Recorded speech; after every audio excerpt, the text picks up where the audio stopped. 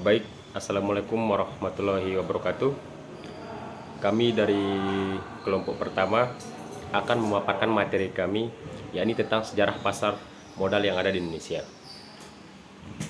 Saya atas nama Muhammad Faisal akan menyampaikan materi pertama. Dan sebelumnya kami dari kelompok pertama beranggotakan 5 kelompok. Yang pertama Wahtori Alfiat, Dewi Nopriana, Muhammad Faisal, Baik Resti Solehani, dan juga Anissa Skarjihan. Di sini saya sebagai pemateri pertama akan menyampaikan materi tentang sejarah pasar modal yang ada di Indonesia.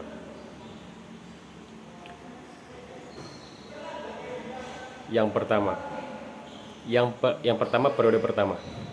Pada tahun 1912 sampai dengan 1942, 14 Desember 1912, suatu asosiasi atau 13 broker dibentuk di Jakarta. Asosiasi ini diberi nama Belandanya sebagai Vereniging voor Eversender, yang merupakan cikal bakal pasar modal pertama di Indonesia.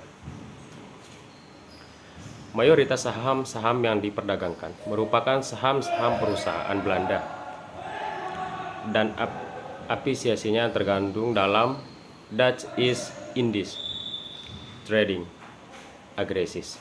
Pasar modal ini beroperasi sampai kedatangan Jepang di Indonesia pada tahun 1942. Kemudian pada periode kedua, yakni pada tahun 1952 sampai dengan 1960, setelah Jepang meninggalkan Indonesia pada tanggal 1 September 1951, dikeluarkan Undang-Undang Darurat nomor 12 yang kemudian dijadikan Undang-Undang nomor 15 tahun 1952 tentang pasar modal.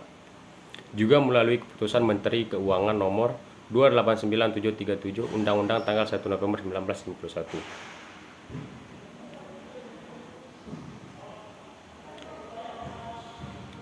Bursa Efek Jakarta atau BEJ akhirnya dibuka untuk menampung obligasi pemerintah yang sudah dikeluarkan pada tahun-tahun sebelumnya, serta untuk mencegah larinya ke luar negeri saham-saham perusahaan Belanda yang dulunya memperdagangkan di pasar modal Jakarta.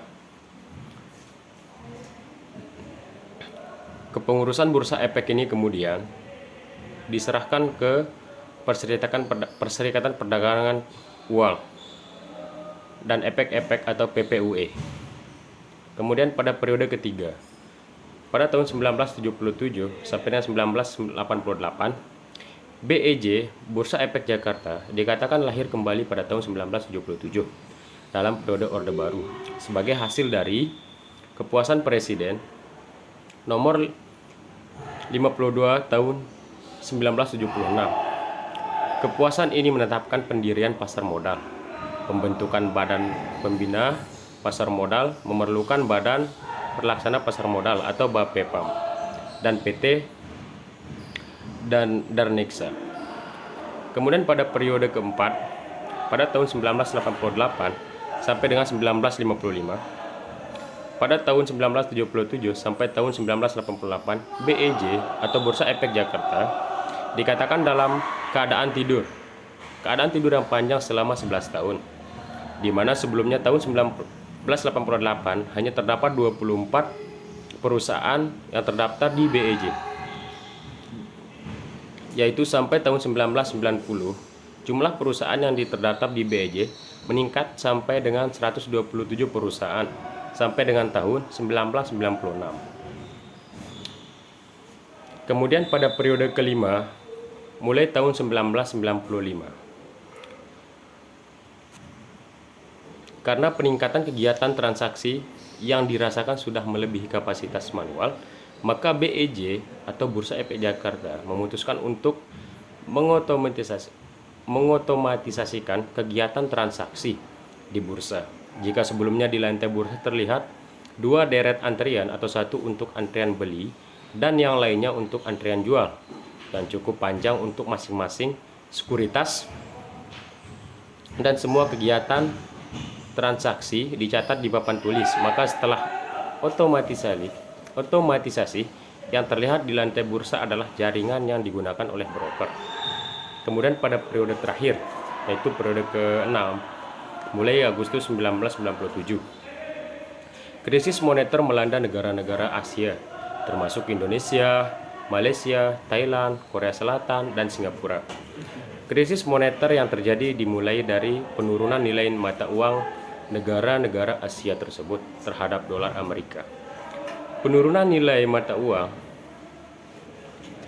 disebabkan karena spekulasi dari perdagangan valuta asing, kurang percayanya masyarakat terhadap nilai mata uang negaranya sendiri, dan tidak kalah penting adalah kurang kuatnya pondasi perekonomian untuk mencegah permintaan dolar Amerika berlebihan yang mengakibatkan nilainya meningkat dan menurunnya nilai rupiah. Bank Indonesia menaikkan suku bunga sertifikat Bank Indonesia atau SBI. Mungkin hanya itu yang dapat saya sampaikan. Selanjutnya akan disampaikan oleh pemateri kedua. Assalamualaikum warahmatullahi wabarakatuh. Baik, bismillahirrahmanirrahim. Assalamualaikum warahmatullahi wabarakatuh. Saya Nisa Sekarjihan, NIM 190501209. Saya di sini akan melanjutkan pemaparan materi dari Saudara Faisal. Saya sebagai pemateri kedua dari kelompok 1. Saya akan menjelaskan tentang Otoritas Jasa Keuangan. Otoritas Jasa Keuangan atau yang sering kita sebut dengan OJK adalah institusi yang memiliki tugas untuk mengatur dan mengawasi lembaga keuangan baik bank maupun non-bank. Nah, lembaga keuangan non-bank ini misalnya seperti asuransi, dana pensiun, bursa efek atau pasar modal, modal ventura, perusahaan anak piutang, reksadana, perusahaan pembiayaan, dana pensiun, dan asuransi. OJK ini didirikan dengan Undang-Undang Nomor 21 Tahun 2011 dan mulai diberlakukannya itu pada tanggal 1 Januari 2013. Sebelum Otoritas Jasa Keuangan, lembaga yang berwenang untuk mengawasi pasar modal adalah Badan Pengawas Pasar Modal atau BAPEPAM. Otoritas Jasa Keuangan ini dibentuk dengan tujuan agar keseluruhan kegiatan di dalam sektor jasa keuangan terselenggara, teratur, adil, transparan, dan akuntabel, lalu mampu mewujudkan sistem keuangan yang tumbuh secara berkelanjutan dan stabil.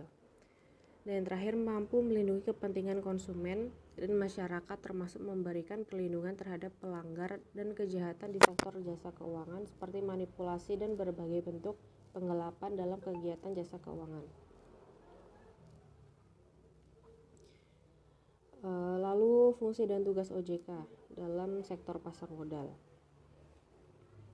Dalam melaksanakan fungsi bidang pengawasan sektor pasar modal, OJK mempunyai tugas pokok sebagai berikut: menyusun peraturan pelaksanaan di bidang pasar modal, melaksanakan protokol dan manajemen krisis pasar modal, menetapkan ketentuan akuntansi di bidang pasar modal, merumuskan standar, norma, pedoman, kriteria, dan prosedur di bidang pasar modal, melaksanakan analisis, pengembangan, dan pengawasan pasar modal, termasuk pasar modal syariah juga.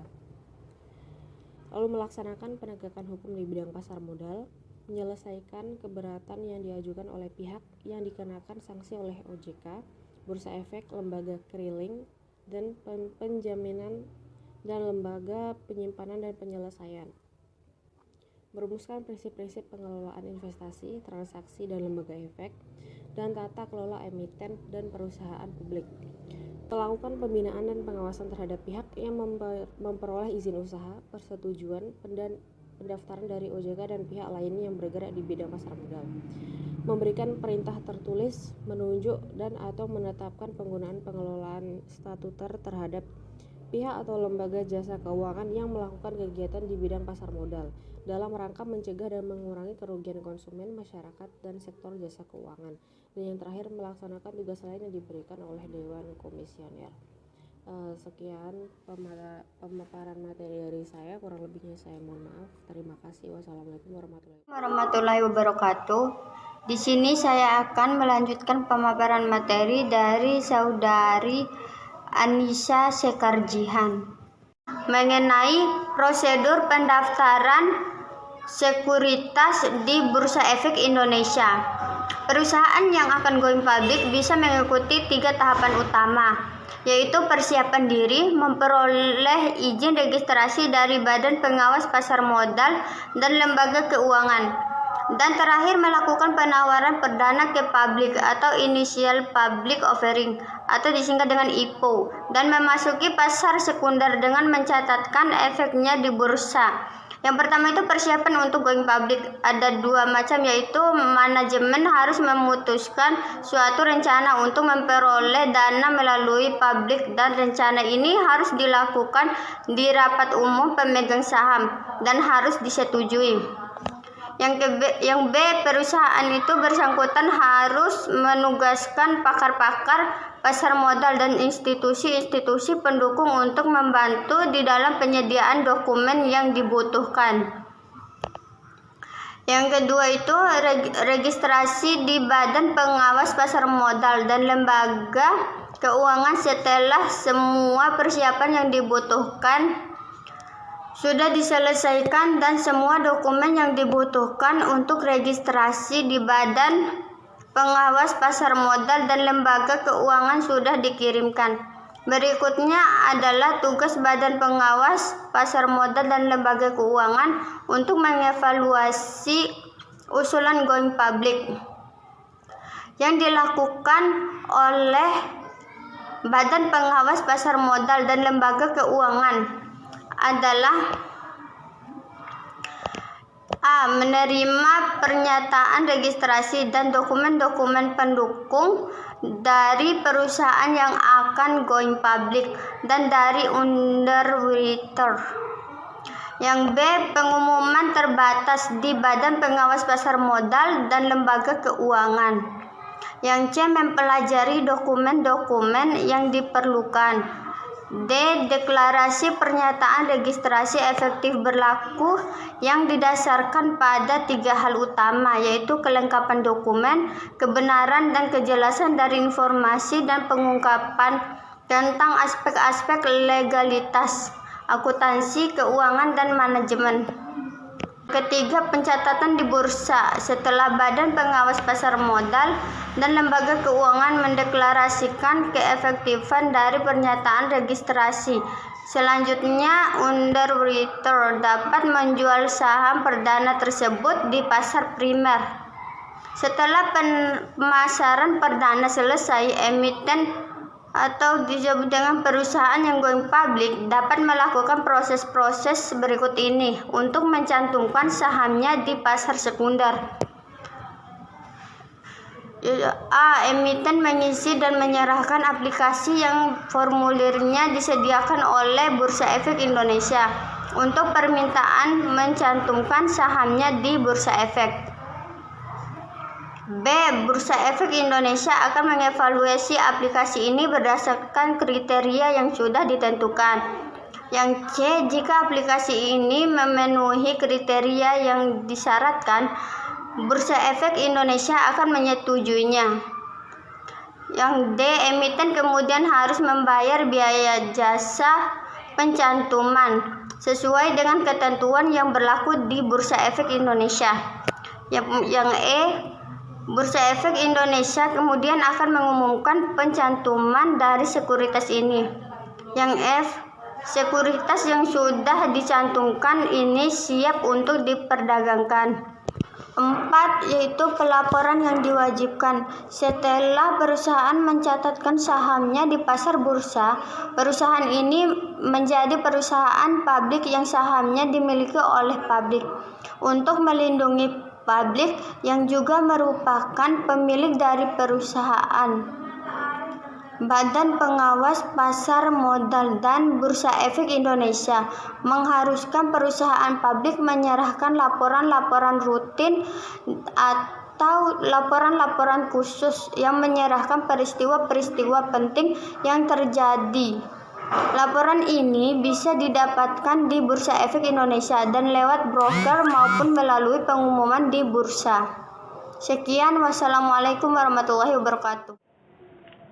Baik, perkenalkan nama saya Watohri Alfiat, NIM 190517075. Di sini saya sebagai pemateri keempat dari kelompok 1 akan memaparkan materi tentang sistem perdagangan di BEI atau Bursa Efek Indonesia. Oke, langsung saja. Transaksi perdagangan di BEI ini menggunakan dua cara. Yang pertama yaitu menggunakan order dividend market system, yang kedua menggunakan sistem lelang continuous. Oke, yang pertama dengan menggunakan order dividend market system, yang dimana berarti bahwa pembeli dan penjual yang ingin melakukan transaksi harus melalui broker, yang dimana investor di sini tidak dapat melakukan transaksi secara langsung di lantai bursa, akan tetapi hanya brokerlah yang dapat melakukan transaksi jual beli berdasarkan order dari investor tersebut. Dan juga broker ini adalah satu-satunya yang bisa melakukan transaksi. Dia juga bisa melakukan transaksi untuk dirinya sendiri atau untuk membuat portofolionya. Kemudian sistem yang kedua yaitu sistem lelang continuous, yang dimana maksudnya di sini yaitu harga transaksi ditentukan oleh penawaran atau supply dan demand permintaan dari investor. Kemudian untuk sistem manualnya, harga penawaran penjualan dan harga permintaan dari investor ini akan diteriakkan langsung oleh broker di lantai bursa tersebut. Kemudian yang biasanya terjadi di pasar lelang, yang dimana harga transaksi ditentukan oleh atau jika ada pertemuan antara penawaran atau harga penawaran dan permintaan. Oke, lanjut. Kemudian order ini akan diproses oleh computer desk, yang dimana tadi broker melakukan transaksi yang dilakukan atau diorder dari investor. Nah, order ini akan langsung diproses di computer desk, yang dimana nanti harga transaksi yang cocok dengan mempertimbangkan waktu dari urutan order dari sistem lelang ini. Dan juga order ini akan dilakukan secara terus-menerus atau kontinu selama jam kerja di bursa berlangsung. Dan juga nanti harga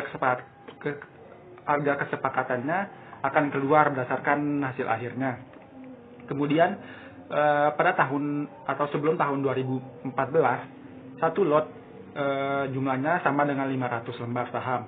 Kemudian mulai tanggal 6 Januari 2014, Bursa Efek Indonesia menetapkan satu lot sebanyak 100 lembar saham.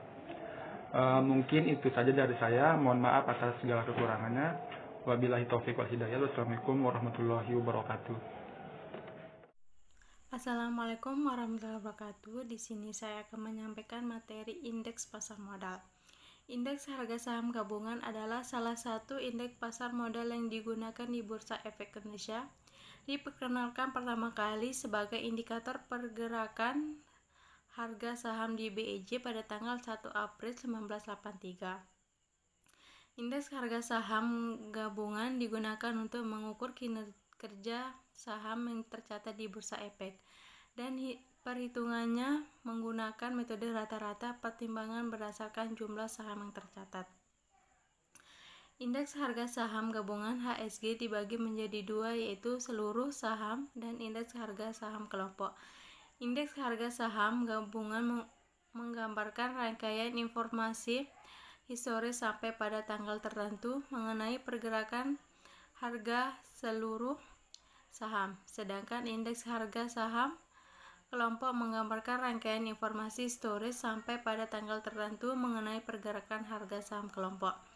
Jenis-jenis indeks saham. Saat ini Bursa Efek Indonesia memiliki 22 jenis berdasarkan kriteria tertentu, seperti yang pertama, indeks yang mengukur performa harga dan saham-saham yang memiliki likuiditas tinggi dan kapitalisasi pasar perusahaan yang baik, seperti indeks LQ45, indeks IDX30, indeks IDX80, indeks Kompas 100, indeks bisnis 27, indeks investor 33, dan indeks MNC 36. Indeks-indeks ini diterbitkan dan dikelola pihak ketiga di luar BEI. Yang kedua, indeks yang mengukur performa harga saham yang dinyatakan sebagai saham syariah sesuai dengan daftar efek syariah yang ditetapkan oleh orientasi jasa keuangan, yakni indeks saham syariah Jakarta Islamic Index, dan Jakarta Islamic Index 70. Sekian dari saya. Wassalamualaikum warahmatullahi wabarakatuh.